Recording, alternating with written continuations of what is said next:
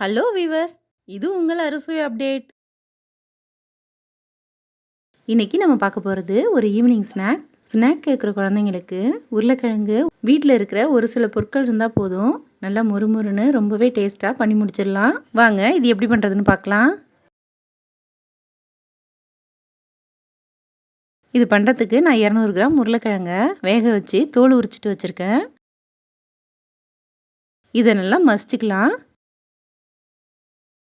கொஞ்சம் கூட உருளைக்கிழங்கு தெரியாத மாதிரி நல்லா மசிச்சு விட்டுக்கோங்க.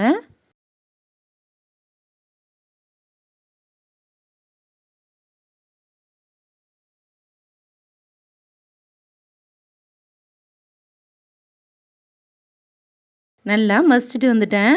இது கூட மற்ற பொருட்களெல்லாம் சேர்த்துக்கலாம். இதுக்கு தேவையான அளவு உப்பு சேர்த்துக்கோங்க. ஜீரகத்தூள் 1/2 டீஸ்பூன், மிளகாய்த்தூள் 1/2 டீஸ்பூன் சேர்த்துட்டு, இது உருளைக்கிழங்குங்கிறதுனால கையில் ஒட்டும், அதனால் அரிசி மாவு 2 டேபிள் ஸ்பூன் சேர்த்துக்கோங்க. இது ஒட்டாமல் வரத்துக்கு, அதோட நல்லா மொறுமொறுன்னு இருக்கும். இதெல்லாம் சேர்த்துட்டு நல்லா பிசைஞ்சிக்கோங்க. கையை வச்சு நல்லா சப்பாத்தி மாவு போல் பிசைஞ்சிக்கோங்க.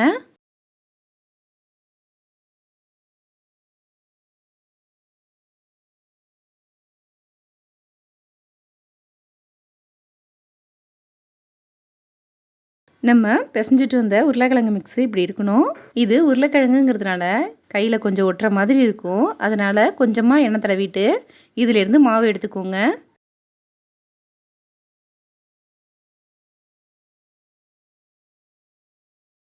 சப்பாத்தி கட்டையில் இது போல் ரோல் போல் தேய்ச்சி விட்டுக்கோங்க.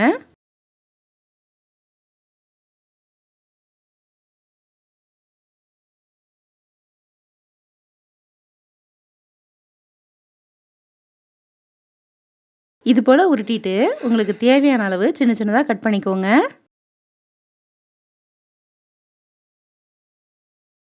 இதிலேருந்து ஒரு பீஸ் எடுத்து செய்து காமிக்கிறேன்.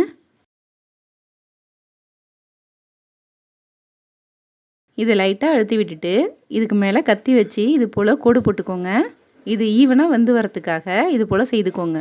பார்க்குறதுக்கும் கொஞ்சம் நல்லாயிருக்கும். இது போலவே மீதி இருக்கிற எல்லா மாவுலையும் செய்துக்கலாம்.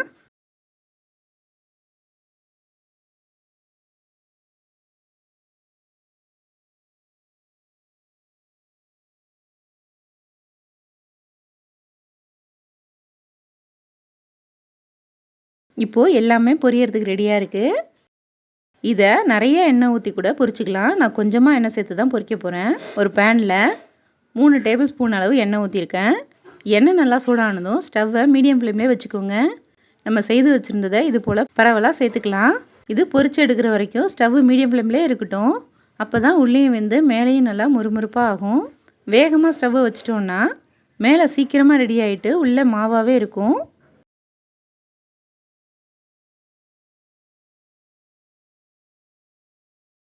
இப்போ இது போல் ஒன்று ஒன்றா திருப்பி போட்டுக்கலாம்.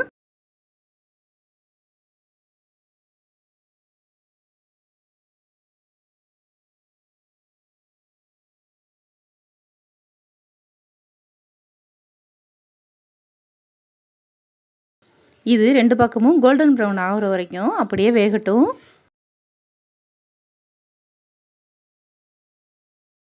இப்போது எல்லாமே பொரிஞ்சு தயாராகிடுச்சு. இதை வெளியில் எடுத்துடலாம்.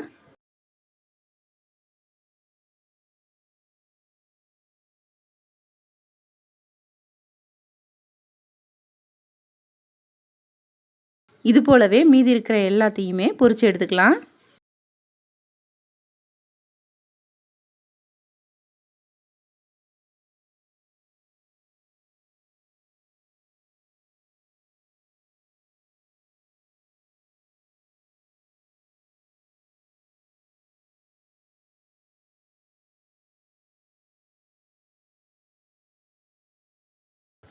பாருங்கள் எந்த அளவுக்கு சூப்பராக வந்திருக்குன்னு. நல்லா முறுமுறுன்னு இருக்குது. ரொம்பவே டேஸ்ட்டாகவும் இருக்குது. 2 உருளைக்கிழங்கு இருந்தால் போதும், சூப்பராக ஈவினிங் ஸ்நாக்ஸ் செய்து முடிச்சாச்சு. ஸ்கூல் விட்டு வர குழந்தைங்களுக்கு இது போல் செய்து கொடுத்தா ரொம்ப ஜாலியாக சாப்பிடுவாங்க. கடையில் வாங்கி கொடுக்குறத விட நாமளே செய்து கொடுக்குறது ரொம்ப ஹெல்த்தியாக இருக்கும். இது சூடாக சாப்பிடும்போது ரொம்பவே சூப்பராக இருக்குது. இது போல் நீங்களும் ட்ரை பண்ணி பாருங்கள். இந்த வீடியோ பிடிச்சிருந்தா லைக் பண்ணுங்கள், ஷேர் பண்ணுங்கள். நம்ம சேனலுக்கு புதுசாக இருந்தால் சப்ஸ்கிரைப் பண்ணுங்கள். தேங்க்யூ.